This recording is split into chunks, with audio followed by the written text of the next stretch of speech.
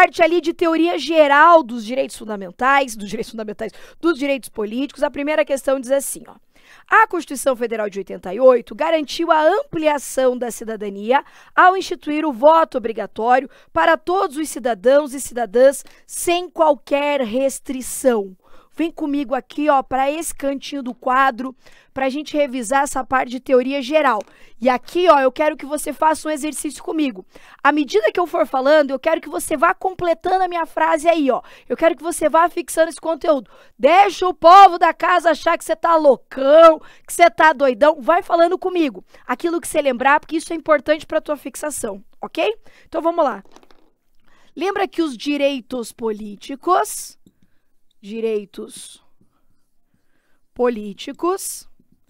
são direitos de participação. Direitos de participação. Participação de quem? Participação daqueles indivíduos chamados de cidadãos nas decisões políticas do Estado.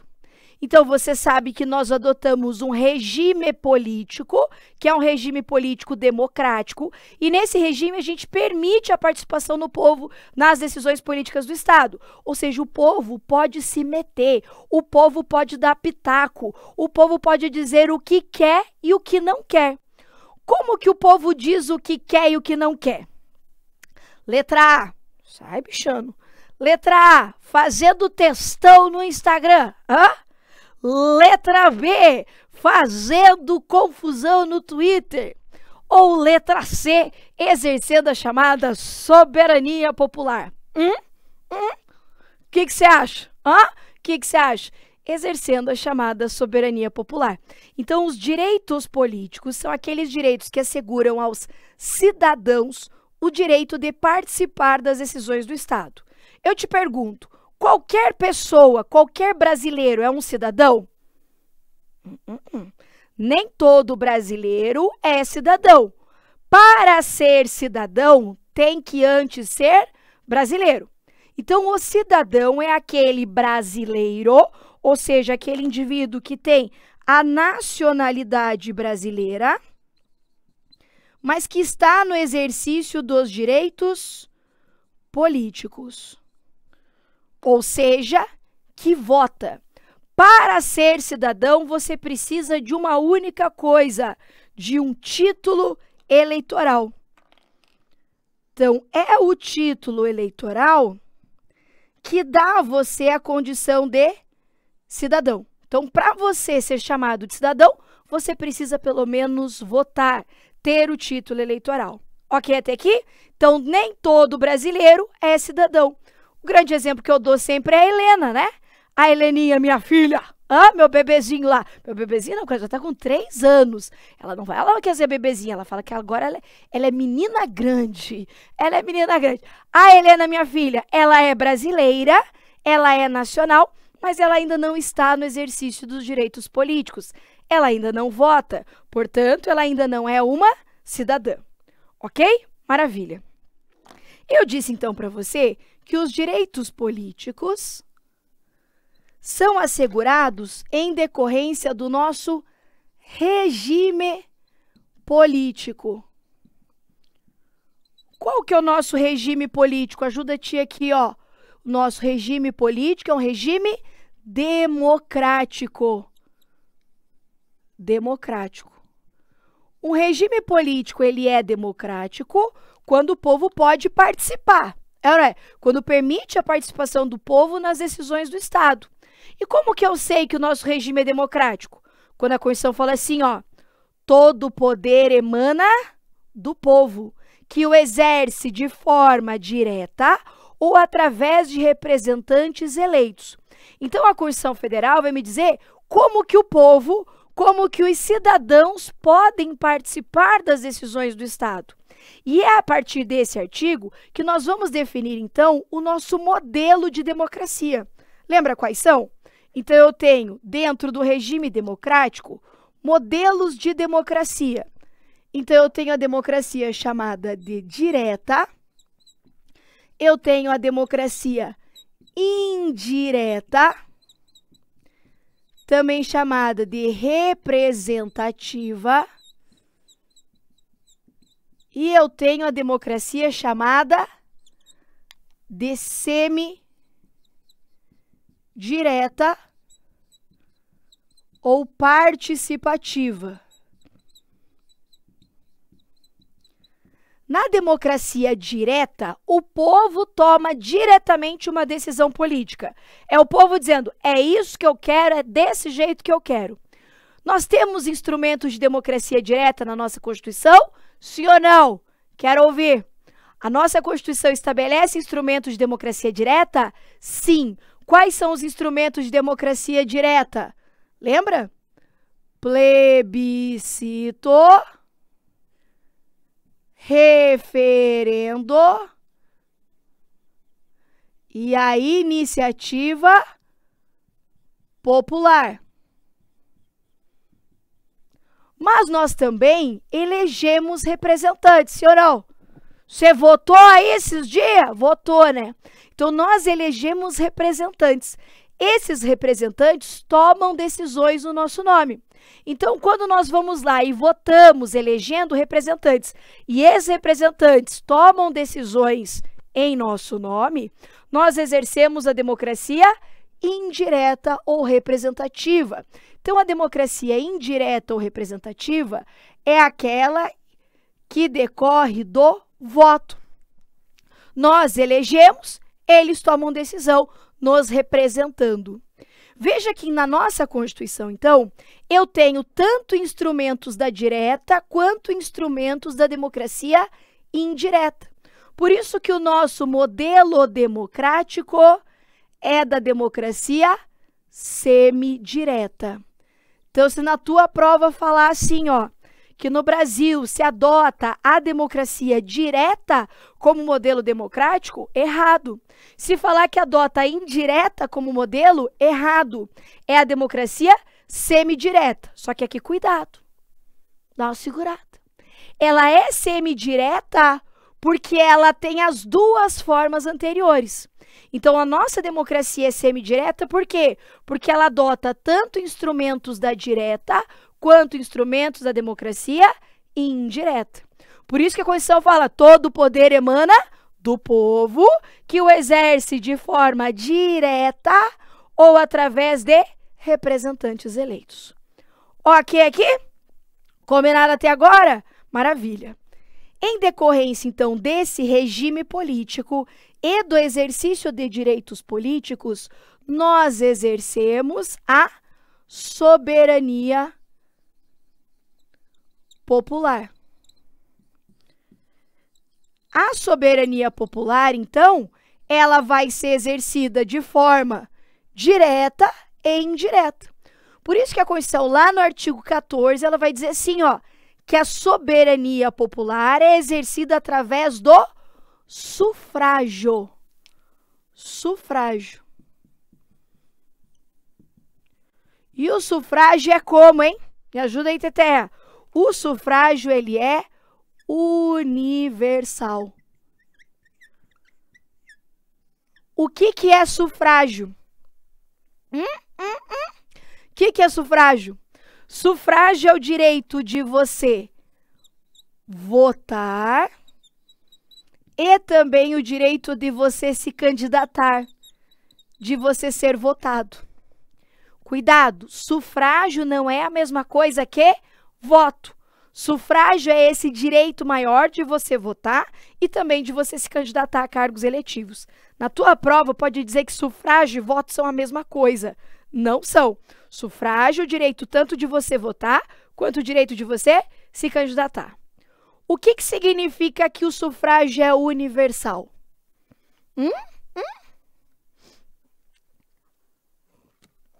O que significa dizer que o sufrágio é universal? Significa dizer que ele não é restrito. Ai, meu Deus do céu! O sufrágio é universal porque ele não é restrito. O que isso significa? Significa que para uma pessoa votar no nosso país, ela não tem que preencher nenhum requisito de natureza intelectual, de natureza econômica. Quer ver? Quem pode votar no Brasil? Quem tem pelo menos 16 anos. Não é? Aqui não importa se a pessoa é rica, pobre, tem bens, se ela tem estudos, se ela não tem. Não é verdade? Ela é brasileira, tem idade, ela já pode votar. Então veja que o acesso aqui aos direitos políticos, à soberania popular, ela não exige das pessoas nenhum preenchimento de requisitos técnicos, de requisitos intelectuais, de frescuragem. A ideia é, você é brasileiro, fera? Você é brasileiro. Ótimo, tem idade para entender como é que funcionam as coisas? Tem, então pode votar. Ou seja, não há critérios aqui de natureza discriminatória para as pessoas votarem. Só que cuidado, nós já tivemos no Brasil, em constituições anteriores, o voto restrito. E às vezes isso pode aparecer na sua prova. Eu vou completar um pouquinho mais, ó. O voto restrito, ele pode ser censitário ou capacitário. Capacitário.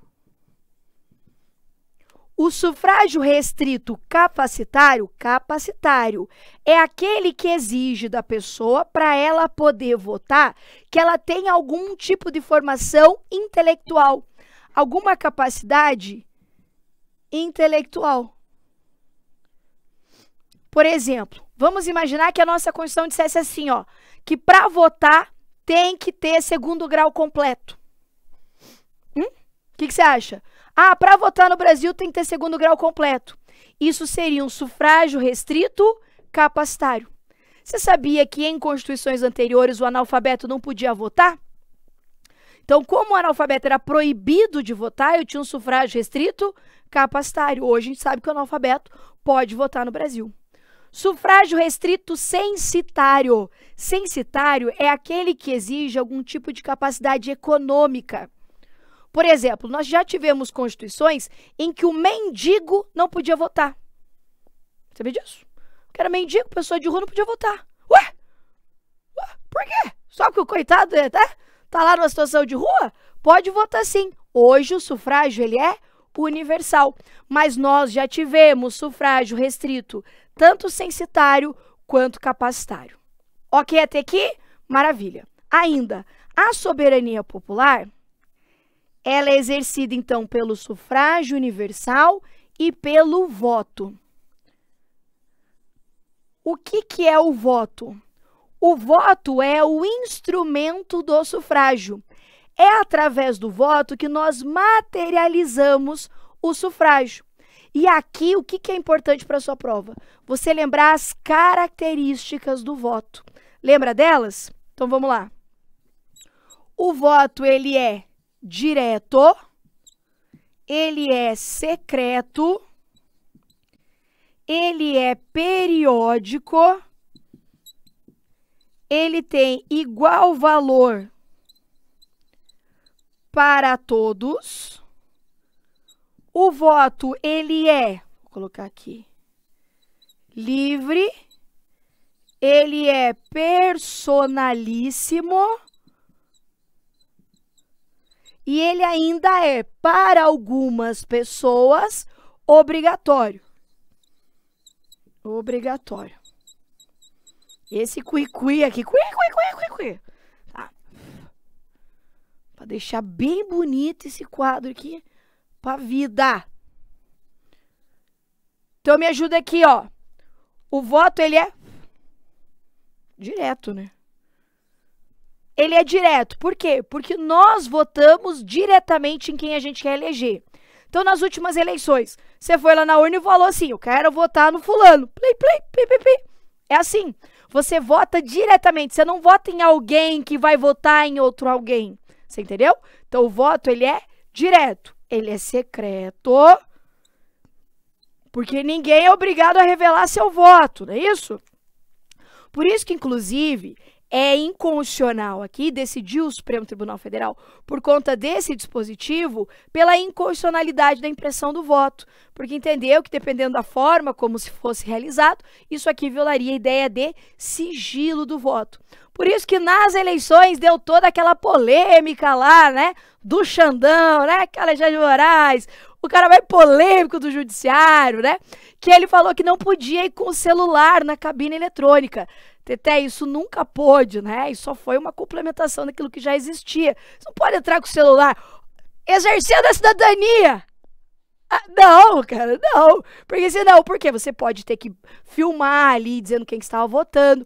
Aí seu chefe pode dizer assim, ó, para trabalhar aqui, tem que todo mundo votar no fulano. E eu quero ver vídeos provando que você votou no fulano.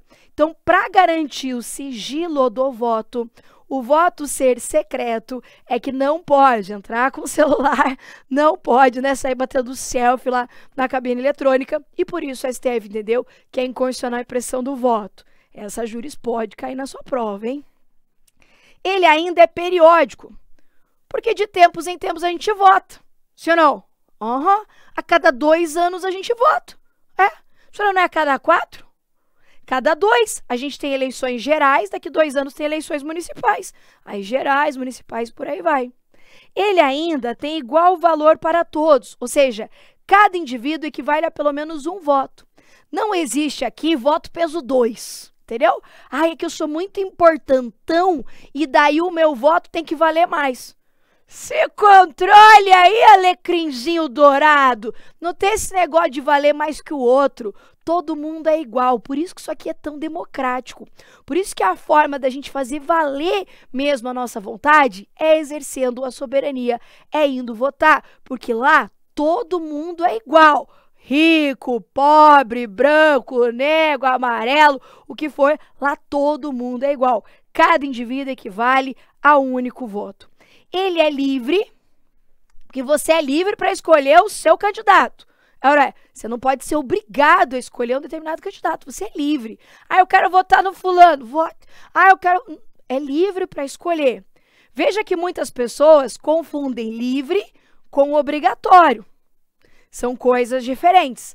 A liberdade não é do ir votar. A liberdade aqui é na escolha do candidato. Agora, a obrigatoriedade é para algumas pessoas. Isso porque o voto, como regra geral, ele é obrigatório. Aliás, se você não for votar lá, né? Você tem uma sanção, você tem que pagar aquela multa milionária. Eu acho que hoje deve estar o quê? Uns R$3, nem isso. Aquela multa milionária lá, mas você tem uma punição, uma sanção. Por isso, o voto para alguns, ou seja, não para todos. Vou até colocar aqui, ó. Não para todos, ele é obrigatório. Ele também é personalíssimo. O que é isso? Significa que ninguém pode votar no seu nome.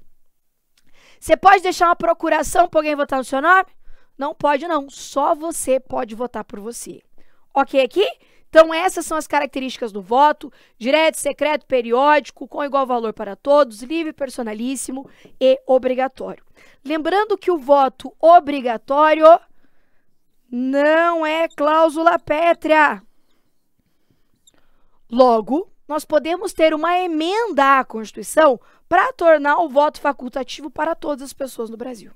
Ok aqui? Muito bem? Muito bem. Vamos que tem mais.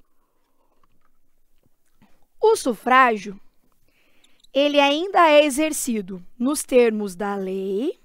Tudo isso que a tia está falando, para você que gosta de ver o artigo, tá no artigo 14 da Constituição, tá? É exercido ainda nos termos da lei, através do plebiscito, do referendo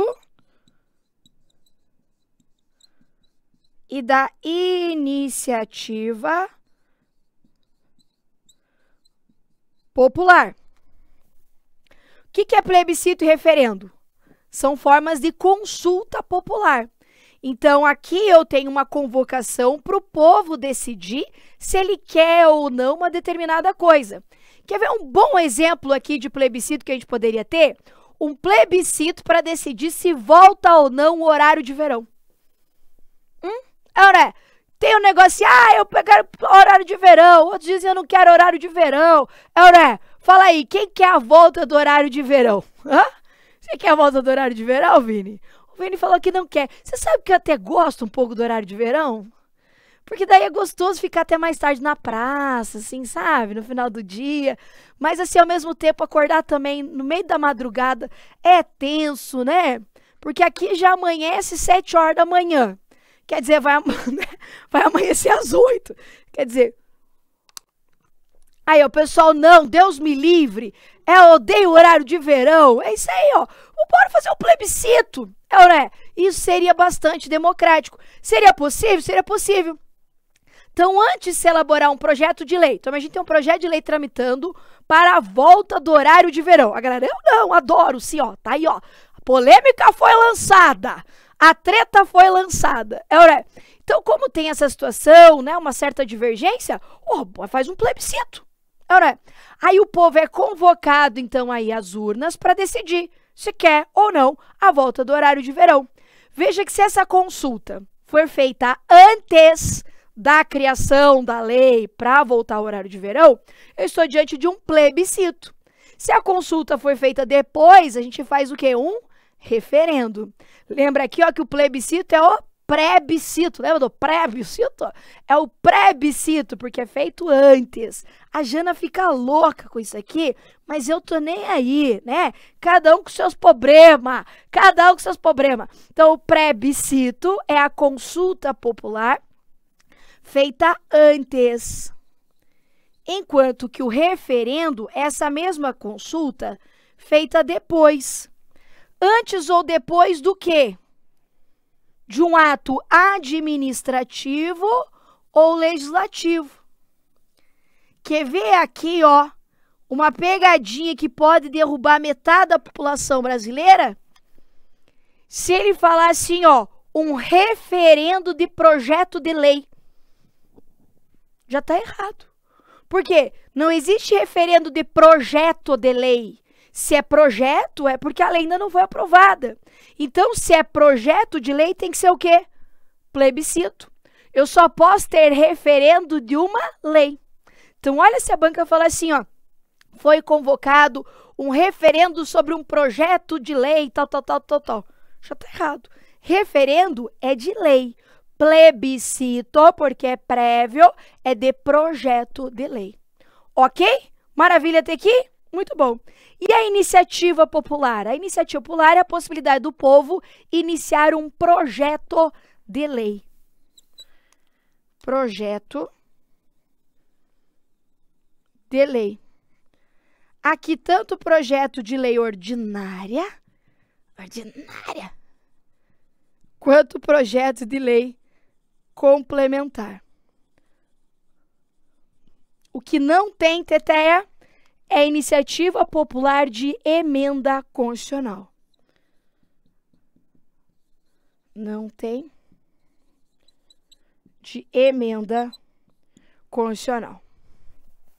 Teteinhas, com esse quadro, você faz todas as questões dessa parte de teoria geral, tá? Todas elas. Eu vou deixar pro Vini bater um print bem querido e daí a gente vai fazer, então, as questões desse ponto.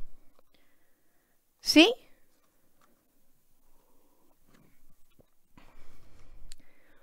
Partiu? Muito bem. Então, vamos lá agora para ver se você pegou o esquema, hein? A Constituição garantiu a ampliação da cidadania ao instituir o voto obrigatório para todos.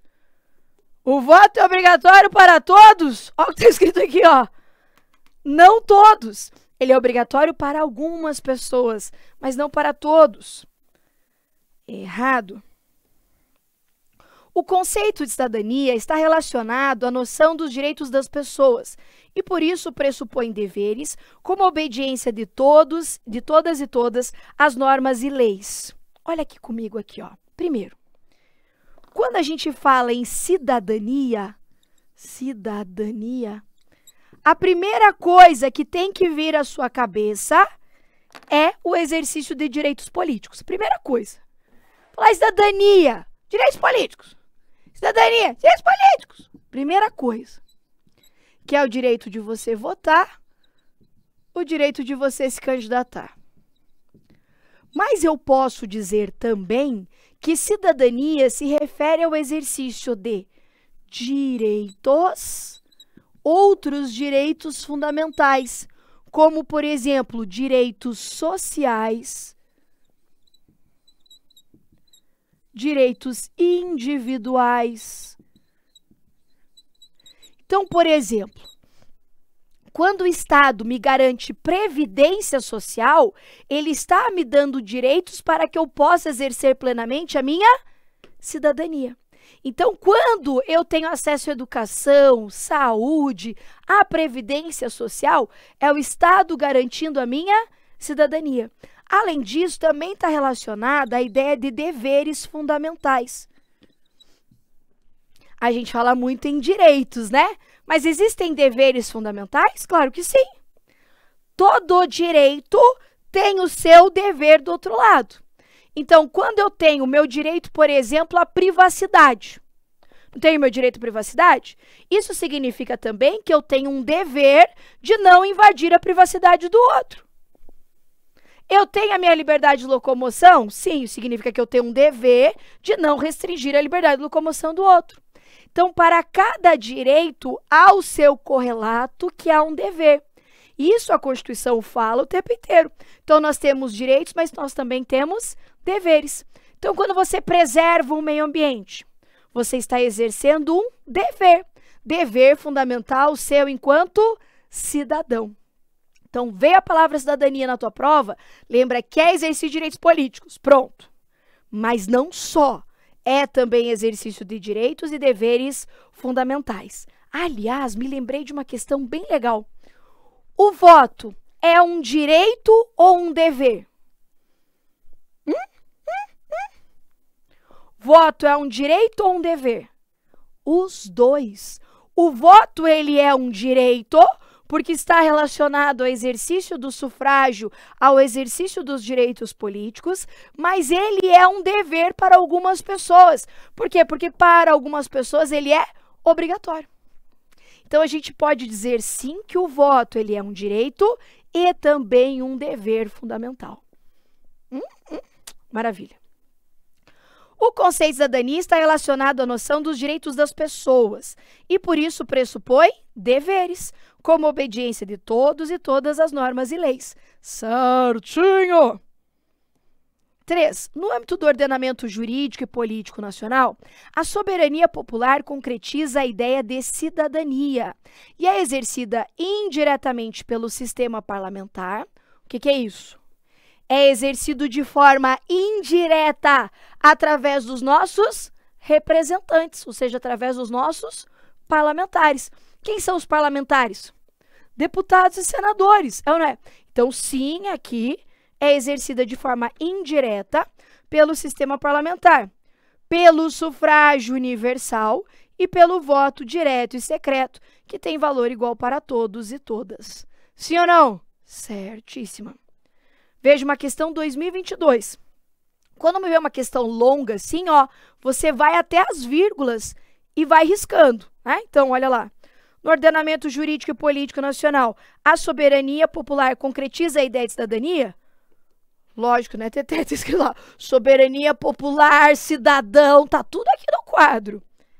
E é exercida de forma indireta, sim, e também pelo sufrágio universal e pelo voto com todas essas características. Moleza? Moleza.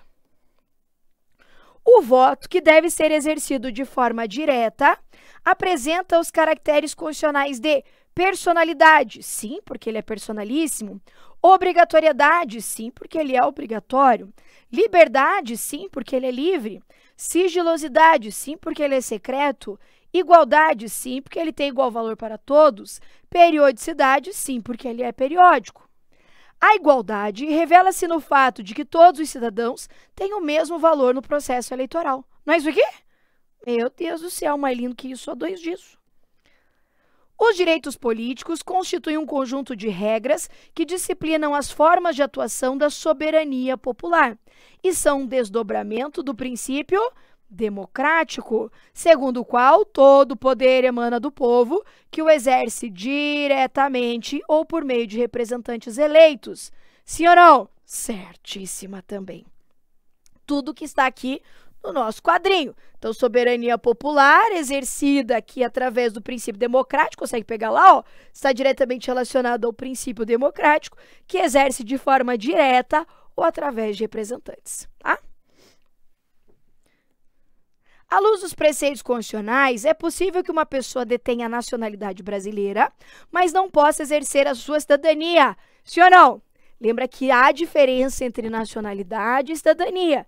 Eu posso ter um nacional sem ser um cidadão. Heleninha. Então, por isso, certinha 6. 7. A Constituição Federal consagra a prevalência da democracia representativa, fazendo apenas alusão à democracia direta, sem mencionar expressamente os meios pelos quais a soberania popular poderá ser diretamente exercida.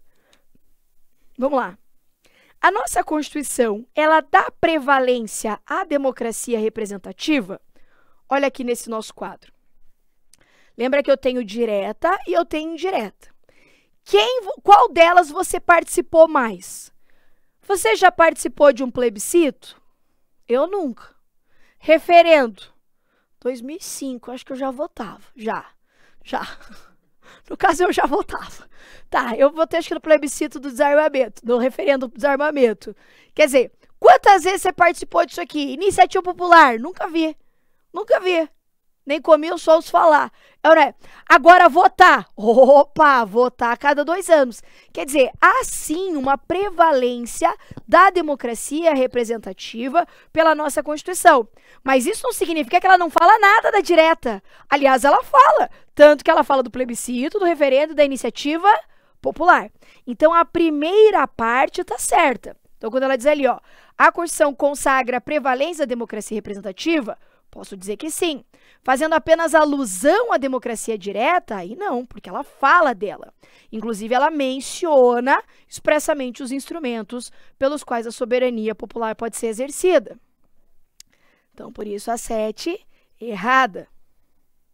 8. Referendo é uma consulta ao povo quanto ao assunto já transformado em lei, enquanto plebiscito é uma consulta prévia aos eleitores sobre assuntos políticos ou institucionais. Sim ou não? Certíssima. Tá muito fácil. 9. A consulta aos cidadãos em momento posterior ao ato legislativo é realizada mediante plebiscito negativo. Quando é feito depois, é feito através de referendo. Próxima. A participação popular por intermédio do plebiscito consiste na participação direta do povo no exercício da soberania popular. Plebiscito está ali na direta? Plebiscito está na direta. Então, sim, é exercício de democracia direta. 10, certa. 11. O status de cidadão tem 2 dimensões.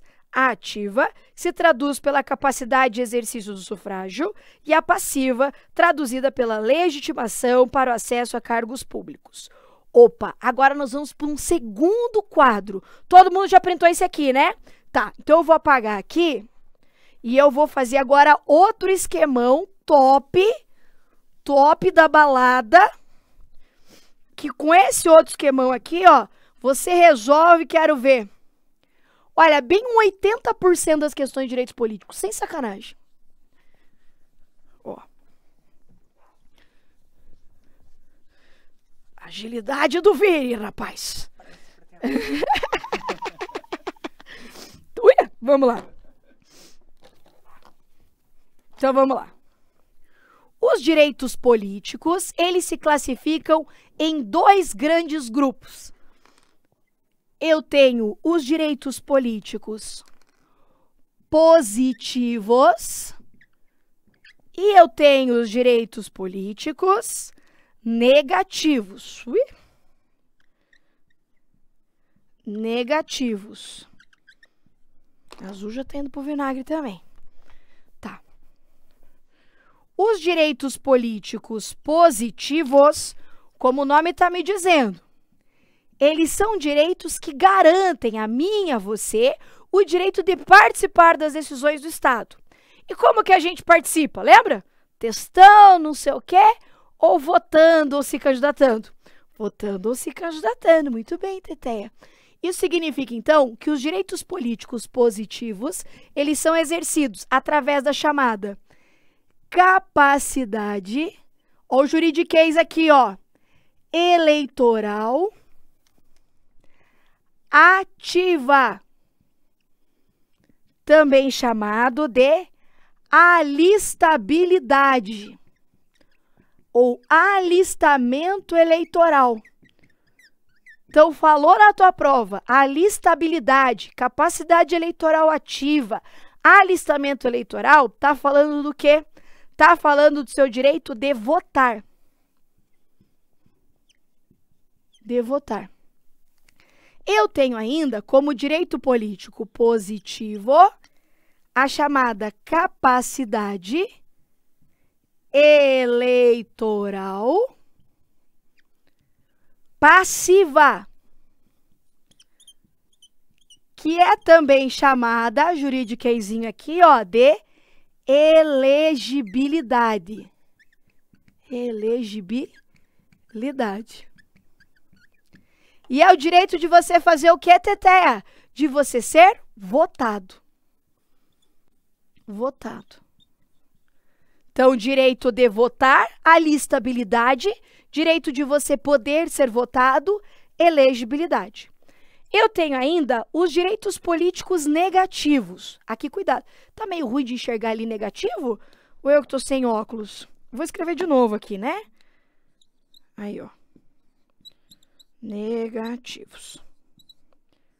Os direitos políticos negativos, o nome está dizendo, é coisa ruim.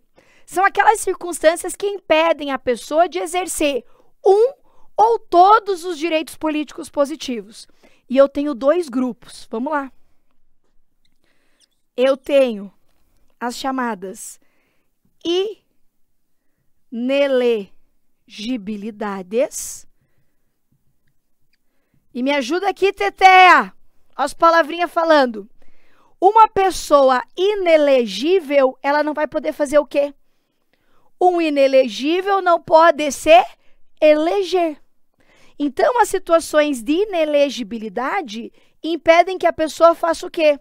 Que ela se candidate. Mas, eventualmente, uma pessoa inelegível pode votar. Então, a inelegibilidade, ela vai restringir o quê? A elegibilidade. Já também eu tenho aqui, ó, as hipóteses de perda ou suspensão dos direitos políticos. Quando eu tenho perda ou suspensão dos direitos políticos, a pessoa nem vota, nem se candidata. Então, as hipóteses de perda ou suspensão dos direitos políticos restringem todos os positivos. Enquanto que as inelegibilidades, elas vão restringir quem? Apenas os requisitos de elegibilidade. Ok até aqui? Tá. Aí agora a tia vai pegar esse quadrinho aqui, ó, e vai destrinchar ele para você. Vamos lá? Olha aqui, ó. Então, vamos falar de alistabilidade. Qual a diferença entre alistamento eleitoral e voto? É tudo a mesma coisa? Não. O alistamento eleitoral é quando você vai lá na Justiça Eleitoral e faz seu título de eleitor. Faz a biometria, não sei o que, tal, bate fotinho, todas aquelas fotos, você sai parecendo um urubu de feio. Né? Por que a gente sai tão feio naquelas fotos da biometria, rapaz? Olha, é difícil ver alguém que sai bonito com as fotos, hein? Tá. Você vai lá, faz fotinho, não sei o que, tem o título eleitoral. Você fez o seu alistamento eleitoral. Isso é o que te dá condições para você votar posteriormente. Então, o alistamento é um requisito para o exercício do voto, que é aquilo que você vai fazer lá no dia da eleição. Ok aqui? Maravilha. Para quem o alistamento e o voto... Aqui, você me enxerga? Eu consigo sair na foto aqui? Tá. O alistamento e o voto, eles são obrigatórios para algumas pessoas.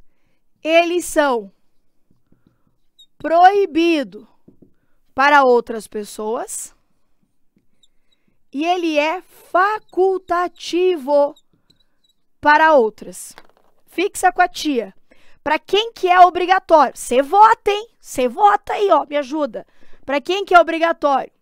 Maiores de 18 anos e menores de 70.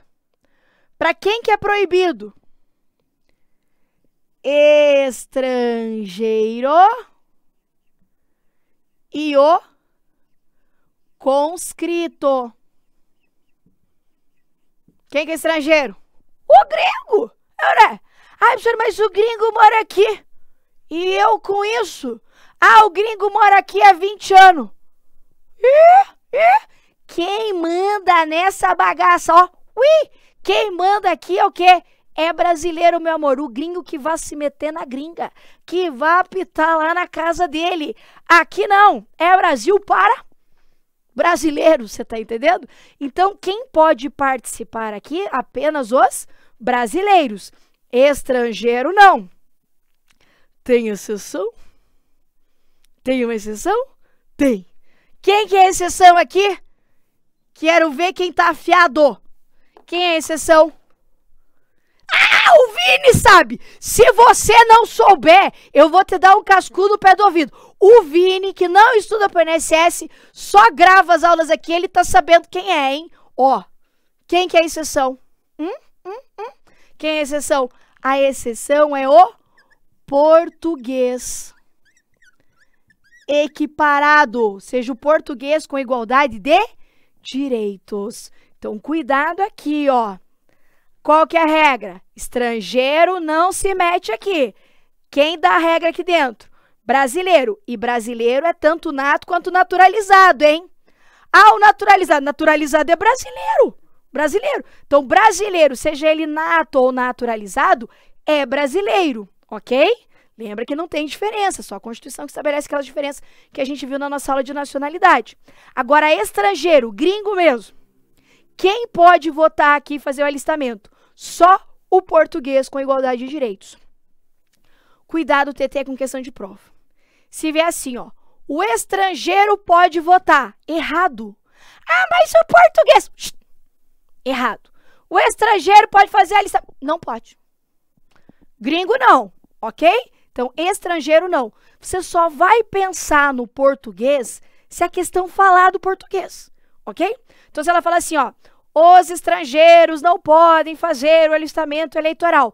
Entretanto, o português com igualdade de direitos ou português equiparado, o quase nacional, poderá fazer o alistamento eleitoral. Aí sim.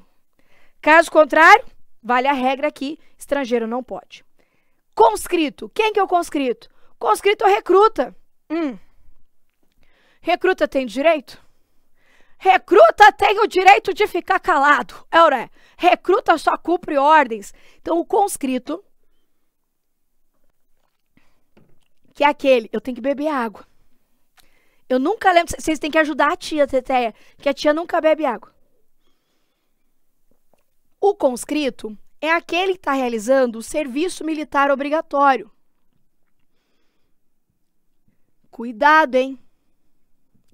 Às vezes ele fala assim, ó, que o alistamento eleitoral é proibido para estrangeiros e militares. Quem é proibido é o conscrito. O conscrito é um militar? É, mas que está fazendo serviço militar obrigatório. Ok? Ok. Para quem que é facultativo? Maiores de 16, menores de 18. Maiores de 70 e para os analfabetos.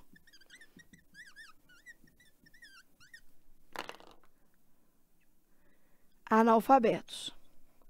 Lembra que o analfabeto aqui, ó, que não pode fazer o alistamento, é aquele que não sabe ler e escrever o próprio nome, hein? Não é o funcional. Vou colocar aqui, ó.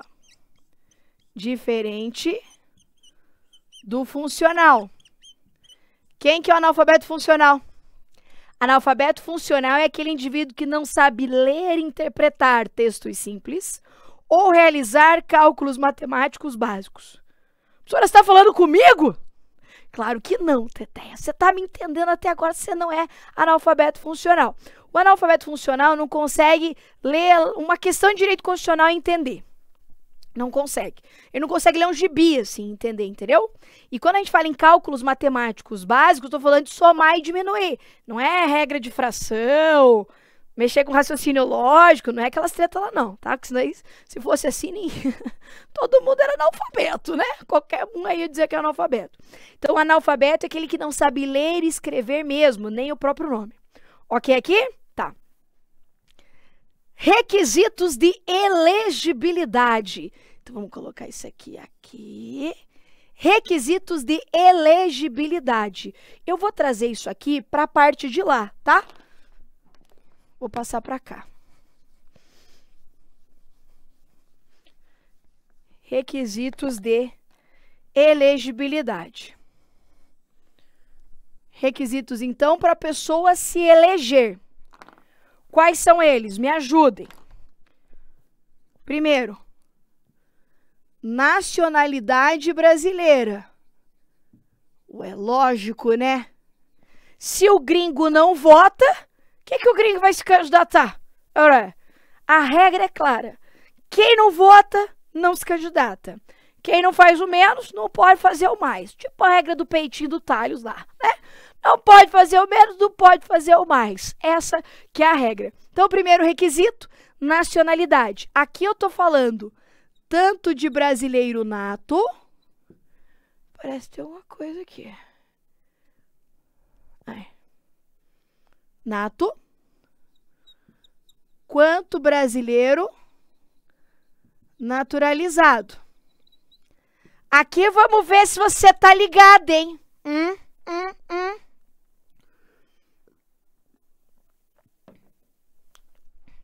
Ajuda a tia. Existe cargo eletivo? Presta atenção na pergunta. Existe algum cargo eletivo que é privativo de brasileiro nato? Vini tá me dizendo que sim. Existe cargo eletivo privativo de brasileiro nato? Sim. Quais? Não me fale mp3.com. Não me diga mp3.com. Por quê? Porque o mp3.com, você deve lembrar lá, são aqueles cargos, lembra da aula de nacionalidade? Privativos de brasileiros natos. Ok, mas desses cargos aqui, qual que a gente vota? Vamos lembrar lá. M, de ministros do STF. A gente vota neles? Não. A gente não vota. Muita gente fala mal deles por causa disso. A gente tinha que votar neles. Sei lá se era bom isso também. Tá. Ministros do STF, a gente não vota. Então não é cargo eletivo. Nós estamos falando de elegibilidade, de se candidatar. P3 de 3 presidentes. Presidente da República e vice. Opa, esse a gente vota. Então aqui, ó, já posso colocar. Tem que ser nato para concorrer à presidência da República e vice. Presidente da Câmara e presidente do Senado. Você vota para presidente da Câmara e presidente do Senado? Por isso que para ser deputado ou senador, pode ser nato ou naturalizado. Agora, o naturalizado eleito deputado nunca vai poder ser presidente daquela casa. Você entendeu aqui? Então, não é privativo de brasileiro nato o cargo de deputado federal ou de senador, e sim de presidente da Câmara e presidente do Senado, que você não vota. Carreiras diplomáticas, você vota? Não. Oficiais das Forças Armadas? Ministro da Defesa? Então, os únicos cargos eletivos que eu e você votamos, que são privativos de brasileiro nato, apenas presidente da República e vice. Todos os demais podem ser ocupados por natos ou naturalizados. Ok aqui? Tá. Que mais? Pleno exercício dos direitos políticos. Ou seja, a pessoa, para poder se eleger, ela não pode estar inelegível. Para ela poder se eleger, ela não pode incidir em uma causa de perda ou suspensão dos direitos políticos. Você entendeu? Então, a estar no pleno exercício dos direitos políticos significa o quê? Não incidir em nenhum dos direitos políticos negativos, ok? Tá. Que mais? Precisa de domicílio eleitoral. Precisa de filiação partidária. Tem alguma exceção aqui? Na filiação partidária? Tem sim. Lembra que os militares que estiverem na ativa, que quiserem se candidatar, não podem fazer filiação partidária. Então, esse requisito, ele não se aplica ao militar da ativa. Se for um militar da reserva, vai ter que fazer filiação partidária. Mas se é um militar da ativa, não precisa. Então, vou exemplificar. Imagine que eu tenho um policial militar e ele quer se candidatar. Ele vai poder se candidatar sem filiação partidária. Professor, então ele vai estar se candidatando de forma avulsa? Não, não, não. O que vai acontecer é que um partido político vai registrar a candidatura dele, mesmo sem filiação. Meio doido isso? Meio doido isso. Mas é assim que funciona. Então, o militar, ele não vai precisar preencher aqui o requisito da filiação partidária para poder se candidatar. Mas cuidado, isso não é candidatura avulsa. Na tua prova, pode falar que o militar vai se candidatar sem filiação e que ele pode se candidatar de forma avulsa. O que é avulso? Sozinho. Erro! Eu sou militar, vote em mim. Não é assim. Não é assim. Ele não vai ter filiação, mas o registro é pelo partido. Então, ele vai usar tempo de propaganda do partido, recurso do fundo partidário daquele partido, só não vai estar filiado. É um jeitinho que deram para poder o militar se candidatar. Você entendeu aqui? Então, a filiação partidária, o prazo de filiação, não sei o quê, não se aplica para o militar da ativa. Vou colocar mais uma estrela, hein? Não é candidatura avulsa. Avulsa. Tá faltando algum requisito? Qual aqui que tá faltando? Está faltando alistamento eleitoral. Precisava nem ter aqui, né? Ou seja, para a pessoa poder se eleger, ela tem antes que votar. E, por fim, eu tenho a idade mínima. Tetea, isso aqui tá querido para cair em prova. Não é que cai isso aqui sempre cai. Olha lá, idade mínima.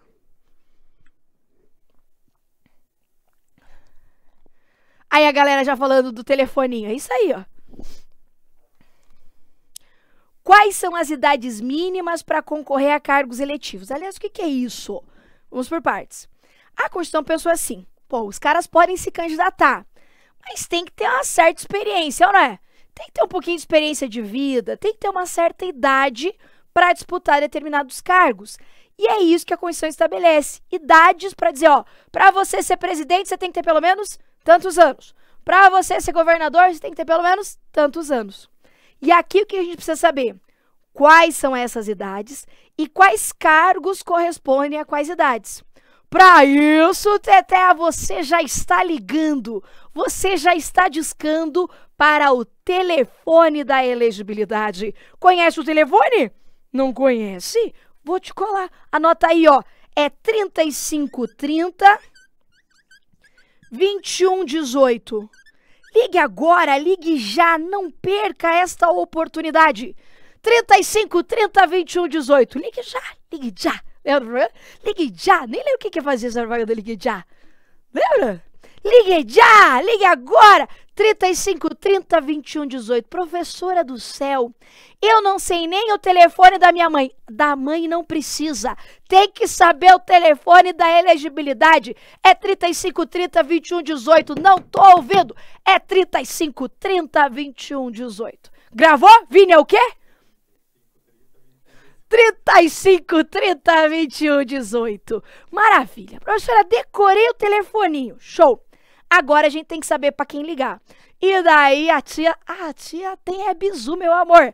Se tem uma coisa que a gente tá aqui é para facilitar e não para dificultar a sua vida, você vai fazer assim, ó. Uma pirâmide.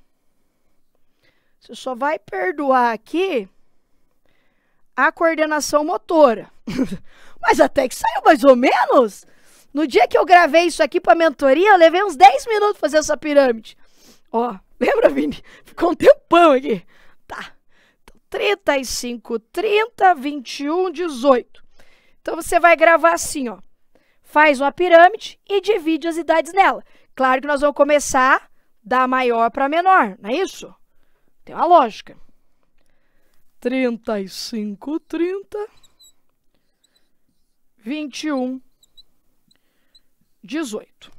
Aí você vai fazer assim com a tia Teteinha. Daqui para cá, nós vamos preencher esse esquema com os cargos do Poder Legislativo. E daqui para cá, com os cargos do Poder Executivo. Bonito? Cara, depois você fizer uma vez, você nunca mais esquece. Depois você fizer 30 vezes, você nunca mais esquece. Então, vamos lá. Vini. Ó, o Vini, vamos ver se o Vini tá pegando aqui e é você aí na sua casa. Ó, daqui pra cá, a gente vai fazer cargo do Legislativo. Quais são os cargos do Legislativo? Hã? Quais são os cargos do Legislativo? Vereador. Vamos ser de baixo, vai. Vereador, deputado estadual, deputado federal, distrital ali também. E eu tenho quem? Senadores. É isso? Tá. A gente está começando de baixo, da base da pirâmide. Qual desses que é o mais basiquinho? Vereador, claro, tem uma lógica disso aqui. Ah, eu quero começar na política, eu quero fazer alguma coisa política. Vai pra onde? Ai, já vou sair candidata a deputado, senador. Você coloca no lugar. Começa onde? Vereadorzinho, é ou não é? Então aqui, ó. É isso aí que a Constituição pensa. Tem uma lógica. Renovação jovem, na cidade, lá, piazão envolvido com as tretas da política, geralmente é o quê? Do DCE, da faculdade. É isso aí. Então, vereador. Tá. Aí depois o cara se elegeu vereador, ele quer dar um upgrade. Vai pra onde? Deputado. Sobe uma. E aqui, Vini, deputado é tudo farinha do mesmo saco, entendeu? Então, se é federal, estadual, distrital, tudo a mesma idade. 21. Tá faltando quem? Senador. Mas pera lá. Senador. Ó a palavra. Senador, meu amor. É 513 lá da Câmara? É aquela loucuragem lá da Câmara? É só 81. Uma cúpula secreta. Só representantes dos estados, a galera mais tiozão, cabelinho mais grisalho, entendeu? Querendo dar aquela... As tias já mais assim, vestida num terninho, entendeu? Negocinho já mais assim, né? São os caras que julgam o presidente no crime de responsabilidade. Quer dizer, a Constituição falou, senador é meio diferentão. Aí a Constituição falou assim, ó, vou escolher a maior idade para senador, porque ele tem que ter um pouquinho mais de responsabilidade. Então, aqui, ó, senadores, 35 anos. Aí, olha só que difícil, hein? Que difícil. Daqui para cá, com o executivo. Quais são os cargos do executivo que você vota? Começa do mais top, assim. Presidente da República e vice. Aí eu tenho quem? Governador e vice. Eu tenho quem? Prefeito e vice. Sabe o que você faz? Desce a escadinha aqui, ó. Ó. Presidente da República e o vice. Desceu uma. Governador e vice. Desceu mais uma? Uhum. Prefeito e vice. Tem como errar isso aqui, Teté? Não tem como errar isso aqui. Não tem. Pensa na pirâmide que você não esquece mais. Então, se o cara me mandar lá, idade de 25 anos, você já sabe que tá errado, você decorou o telefone. Mas tem que saber qual cargo corresponde a cada uma dessas idades. E lembra que de tudo isso que a gente falou, só esse aqui é nato, hein? Só esse aqui tem que ser nato. O resto nato ou naturalizado. Tá faltando alguém nisso aqui? Tá. Tá faltando quem? Juiz de paz. Já ouviu falar no juiz de paz? Juiz de paz é o nome mais estranho para falar do cara que celebra casamento. Por que juiz de paz? Tinha que ser juiz de guerra, né? Juiz das confusões, juiz do tretão, é o juiz de paz. Olha só que loucura isso aqui, ó. O juiz de paz, que é o cara que celebra casamento, é um cargo eletivo na Constituição. Professora, você está dizendo que a gente teria que votar para juiz de paz? Professora, nunca votei em juiz de paz. Nem eu. Mas a Constituição fala que é para votar. Mas, meu amor, tanta coisa está na Constituição que não acontece, né? Quem que a gente vai dar importância para o juiz de paz? É ou não é verdade? O juiz de paz, você vê um dia lá no teu casamento, nunca mais na vida. Então, quer dizer, não tem um interesse, assim, em regulamentar isso aqui que está na Constituição. Mas a dona Conste diz que o juiz de paz é cargo eletivo, inclusive tem que preencher todos esses requisitos aqui, hein? Nacionalidade, pleno, exercício, domicílio, filiação, tal. E a idade mínima para ser juiz de paz é de quanto? Vou te falar, é de 21 aninhos. E aqui eu recebi um bizu bem legal. Vou falar dois pra você não esquecer mais do juiz de paz. Veja que o juiz de paz, ele não é nem do legislativo, ele também não é do executivo. O juiz de paz é um cargo do judiciário. Sabia disso? Só que ele não julga ninguém, né? Ele tá lá só para juntar os corações apaixonados. Mas o juiz de paz, então, ele tem que ter, para concorrer ao cargo de juiz de paz, pelo menos 21 anos. Professora, a tabelinha tava linda, a pirâmide tava fofa, aí agora vem esse juiz de paz que eu não vou lembrar. Claro que vai. Porque eu vou te falar duas formas para você lembrar. Veja só, você tá lá com a pirâmide. Aí você falou assim, putz, como é que era a mesma idade do juiz de paz? Aí você vai lembrar assim, ó. O juiz de paz é o cara que celebra casamento. Dessas idades aqui, ó. Qual é a idade que a sociedade, não estou dizendo que é o certo ou errado. Qual dessas idades que a sociedade aceita que a pessoa case? Por exemplo, chegou o piazão de 18 anos e a menina falando que vai casar. O que você acha, Vini? Deus o livre! A Gina Helena, 18 anos, mãe, vou casar. Eu falei, você não é nem louca. Você não é nem louca, eu te amarro no pé da cama, mas você não casa com 18. Sabe? Ai, mas é o amor da minha vida. Que vida? Acabou de começar a vida. Ai, eu... Sabe de nada, sabe? É amor do fogo da paixão, entendeu? Aí acho que é amor. Isso aí é fogo no rabo. Ai, é o amor da minha vida. Fogo no rabo. Não vai nessa conversa. Professor, eu casei com meu marido quando eu tinha 18 anos, nós estamos casados até hoje. Que milagre. 1 em 1 milhão. É tipo um raio, assim, que cai 2 vezes no mesmo lugar. Entendeu? Não é a regra. Então, se falar com 18 anos que vai casar, se fala o quê? Não faça essa cagada. Não cometa o casamento, que é praticamente um crime. Casar com 18. Então, 18 não. Agora, olha só como é que você sabe também. Tá beirando os 30. Tá beirando os 35. Não tem nem um namoradinho. Não tem ninguém ainda. O que a galera já tá falando? Ficou pra titia. Era verdade. Diga que não. Claro que sim.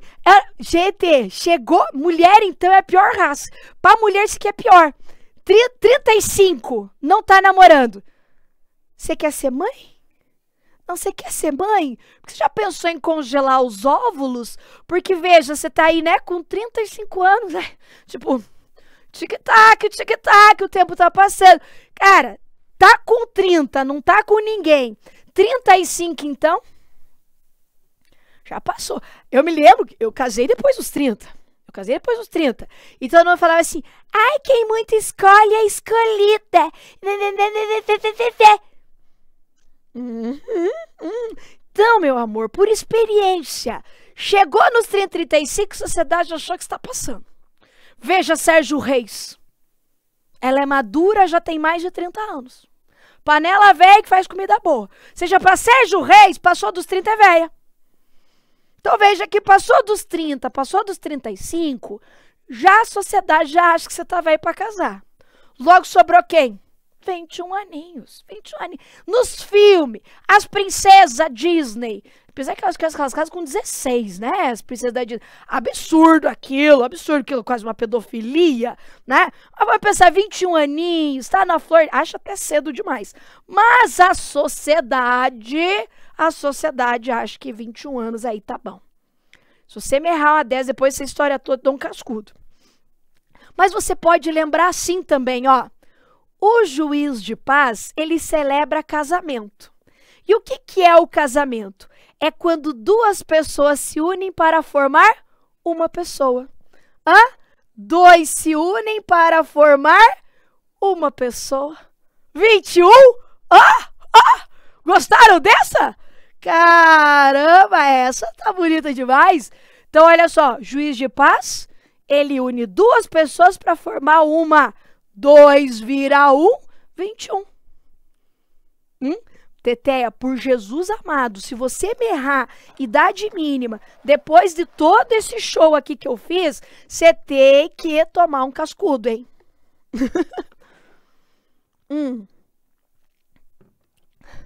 Até aqui, ok? Tá. Então, a gente viu a capacidade eleitoral ativa, a capacidade eleitoral passiva, que é o direito da gente votar e o direito da gente poder se candidatar. Agora, vamos analisar os direitos políticos negativos.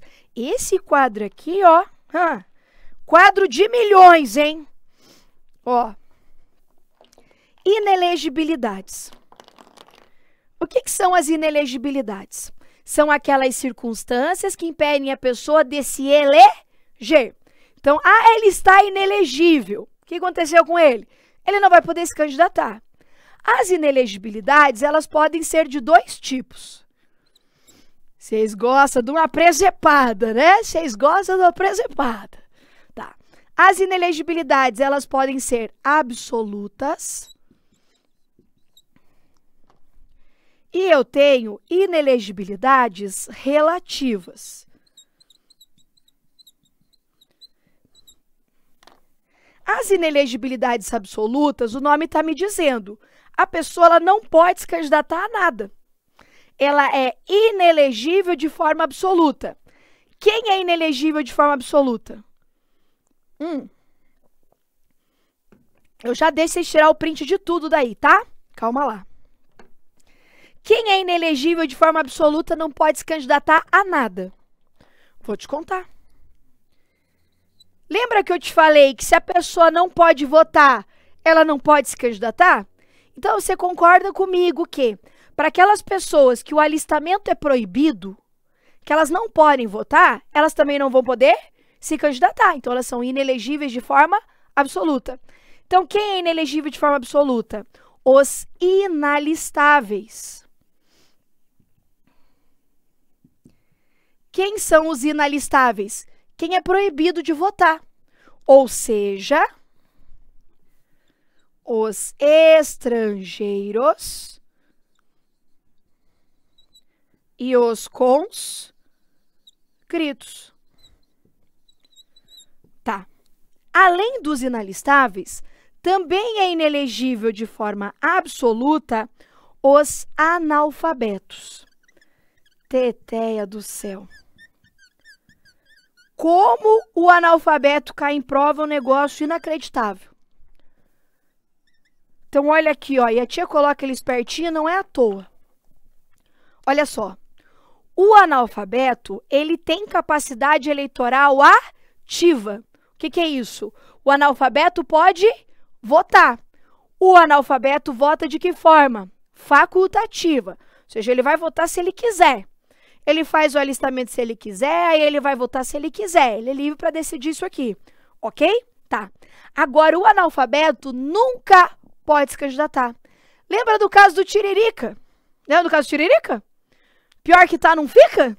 O slogan, para quem não lembra, do Tiririca era assim. pior que tá não fica.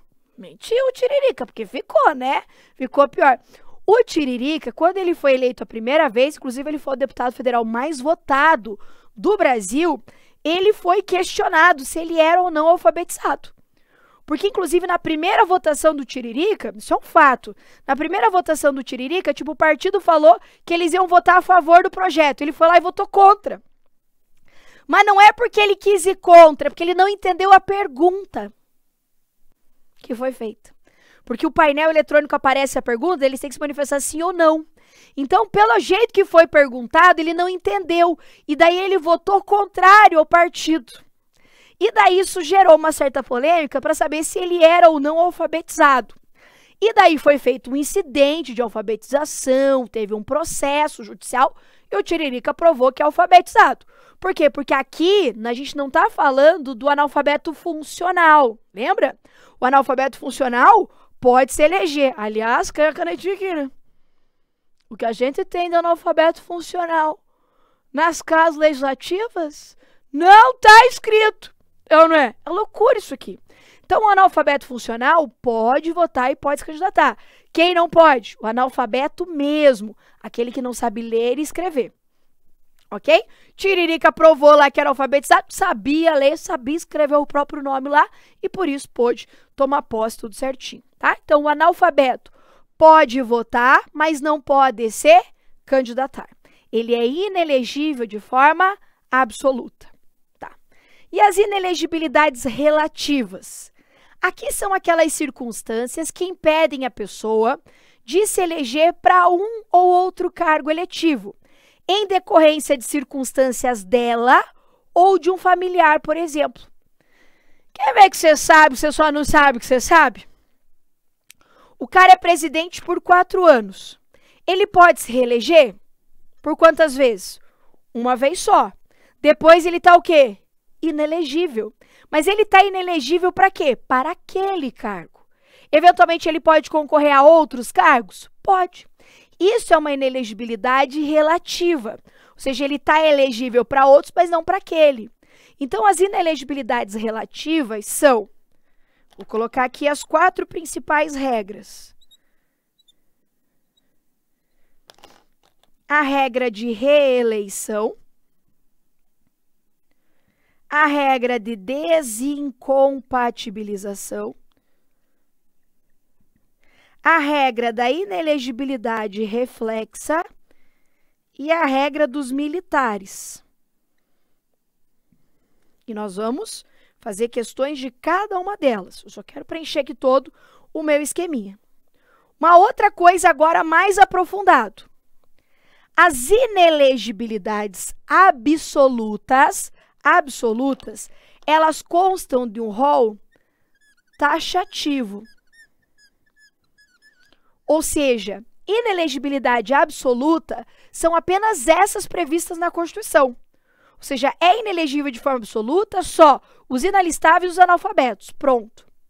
Agora, as inelegibilidades relativas, elas constam de um rol exemplificativo.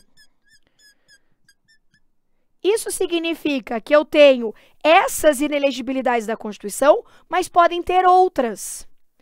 Outras onde? Outras previstas apenas em lei complementar. Então, eu tenho inelegibilidade relativa onde? Na Constituição e em leis complementares.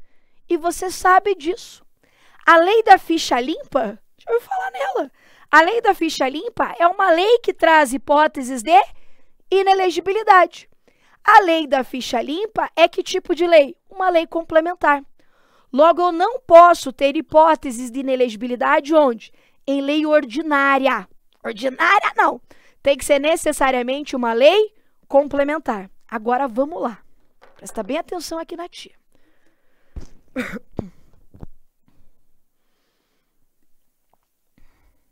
Firma o lombo aí. Olha só. Vou até tirar isso aqui para não me desconcentrar essa coisa aqui na minha frente. Olha lá. Na prova vai dizer assim, ó. Se falar, as inelegibilidades absolutas, falou inelegibilidade absoluta, o rol é taxativo e eu só posso ter onde? Na Constituição Federal.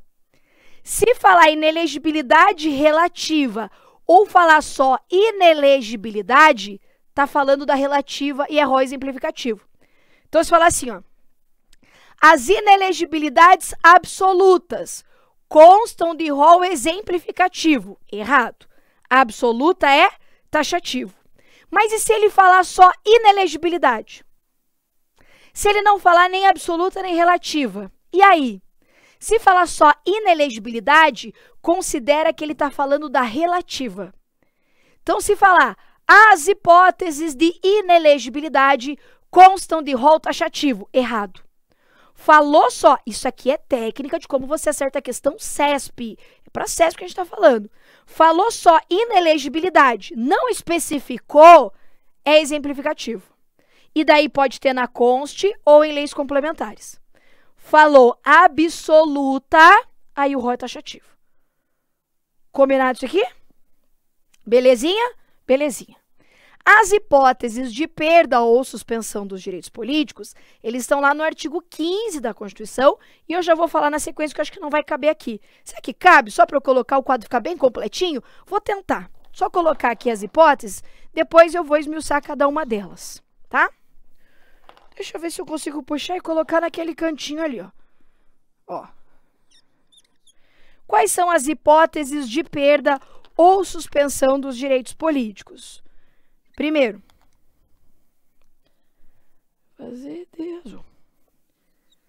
cancelamento da naturalização por sentença transitada em julgado, que é aquela situação que a pessoa perde a nacionalidade brasileira. Eu tenho a escusa de consciência, quando a pessoa se recusa a cumprir uma obrigação imposta a todos e também não cumpre a prestação alternativa. A prestação alternativa. Eu tenho a incapacidade civil absoluta. Aqui eu estou falando do menor de 16 anos. Eu tenho a condenação por ato de improbidade administrativa. E eu tenho ainda a condenação criminal por sentença judicial transitada em julgado.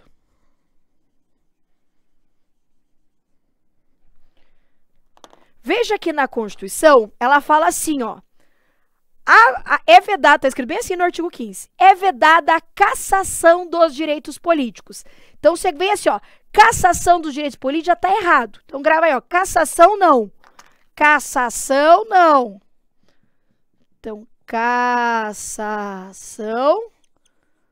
não. Então, vou falar, é a cassação. Não. A cassação. Não. Então, cassação não tem. O que eu tenho são circunstâncias de perda ou circunstâncias de suspensão dos direitos políticos. O que se considera como perda ou suspensão? A Constituição não fala. Não fala assim, isso aqui é perda, isso aqui é suspensão. Quem diz isso é a doutrina. E você vai levar assim para sua prova. Olha só. Roxinha. Cadê a roxinha? Aqui. Ó. Você vai considerar assim, ó. Cancelamento da naturalização é a hipótese de perda dos direitos políticos. Incapacidade civil absoluta, suspensão. Improbidade administrativa, suspensão. Aliás, se errar, erra comigo, erra com talhos, né? Tá. Condenação criminal transitada em julgado enquanto durarem os seus efeitos. Também hipótese de suspensão. E a escusa de consciência? Nesse caso aqui, ó, existe uma divergência na doutrina. Parte da doutrina considera como perda e parte considera como suspensão. E aí? E aí, qual vai ser? Aí, a gente vai ter que escolher. Claro que a gente vai ter que escolher, mas de forma consciente. E a gente vai escolher aquilo que a sua banca já considerou. E para o CESP, ele já considerou isso como hipótese de perda. A doutrina majoritária diz que é suspensão atualmente. CESP diz que é perda. Desde 2017, a banca não faz questão sobre esse tema, porque a tia vem acompanhando, cada vez que sai uma questão, fala assim, agora ela vai se manifestar, né? Espero que ela não faça isso bem na prova do INSS, né? Mas se ela vier dizendo, por exemplo, que é suspensão, a gente tem inúmeras questões dela anteriores dizendo que é perda. Inclusive, eu trouxe elas aqui para provar para você. Ok aqui? Tá. Isso aqui, Teteia, olha só esse quadro, hein? Vou deixar a Vini bater um print de tudo e daí depois vai separandinho.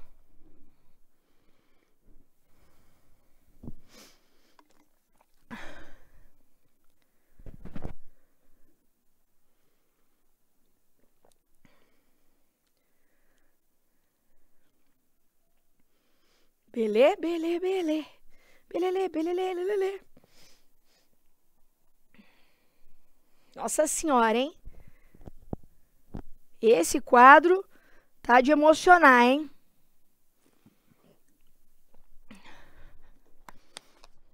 Então, vamos lá. Vamos lá? Então, vem aqui com a tia. Vamos para a questão 11. Olha ali, ó. O status de cidadão tem duas dimensões. A ativa, que se traduz pela capacidade de exercício de sufrágio, e a passiva, traduzida pela legitimação para acesso a cargos públicos. Sim ou não? A ativa, que é o direito de você votar, e a passiva, que é o direito de você, por exemplo, se candidatar a cargos públicos. Aqui eu achei esse texto meio ruim, porque cargo público dá a impressão de qualquer cargo público, né? Mas ele estaria se referindo a cargos eletivos. Questão ruim, mas é CESP fazendo questão, né? Então, às vezes, aparece umas questões zoadas como essa. Mas tá certa.